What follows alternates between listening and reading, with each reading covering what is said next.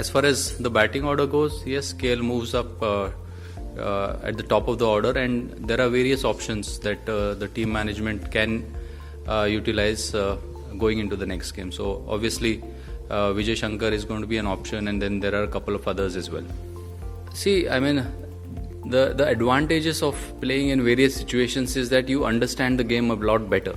So if you batted in the middle order, then if you're a top order and you get to bat in the middle order, then you get to know the challenges faced by the middle order. So if a player is able to do that, and if you look across the history of the game, players who have been very versatile, and here if you can take his namesake, Rahul Dravid, who batted at various positions, actually it helped the team big time. It also helps that individual understand the game a lot better. So if you are batting in the middle order and suddenly you go and bat at the top order, then you know that how challenging it can be, wherein you need to negotiate 2 new balls, but you also understand that there are always boundary opportunities. There are a lot of big gaps out there in the field, and if you're a top order batting in the middle order, then you suddenly understand that okay, the balls which you would have hit for 4 in the first 10 or 12 overs, you only get a single. So it's a mental adjustment, and any player who is able to do that requires a lot of skill, but ultimately it will enhance the position that he will bat in, and it will help the team scores big time.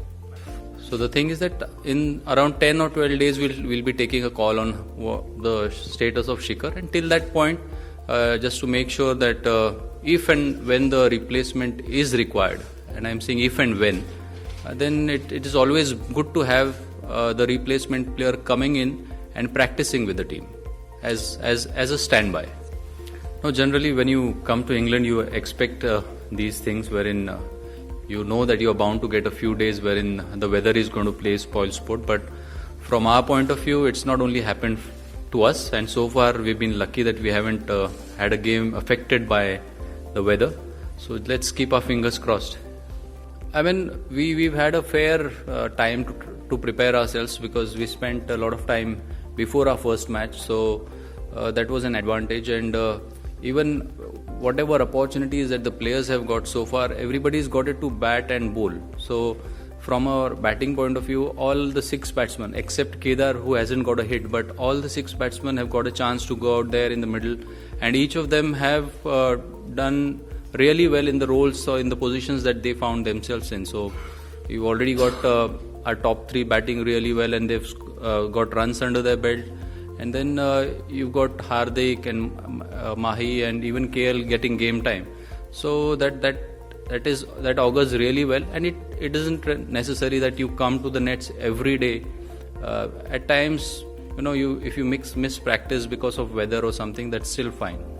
Yeah, bowlers, I mean, they are in a good rhythm, and you do not really want to risk bowlers in conditions wherein the run-up is not really firm. So you'd rather protect the bowlers rather than bowling them on nets wherein the outfield is slippery.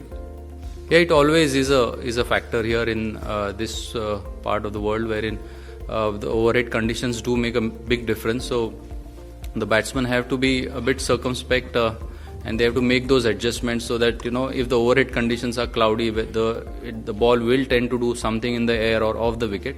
And with 2 new balls, we'll always want the top order to show that discipline and put us in a great position, because what we've seen is that if you are in a good positions at the end of 10 or 15 overs past the new ball, wherein the seam tends to soften a bit up and the ball is not that much harder. So from that point of view, it's always a good strategy. Every opening batsman would like to have that sort of a strategy wherein if the conditions are challenging, you'd always want to give the bowlers the respect and at times bury your ego as well. But if it is nice and sunny and if you're chasing a target, then the strategy could be a little different. The approach of the batsman could be a little different. If you see, I mean, the first game that you saw, we played against South Africa, it was a challenging wicket wherein it wasn't easy to bat at all. So it isn't that the conditions have been, one track, but because you saw South Africa being bowled out for 223, and we had to really work hard to get those runs. So there is always something in the wicket. You can't really say that okay, it's not swinging that much, but the ball is seeming, as you saw in the last game also, because the way Bhuvneshwar Kumar took those wickets in the last couple of overs, he managed to get those wickets because the ball seemed in quite a bit. So there is always something on offer for the bowlers, and even it may not seem from outside, but conditions are always challenging here in England.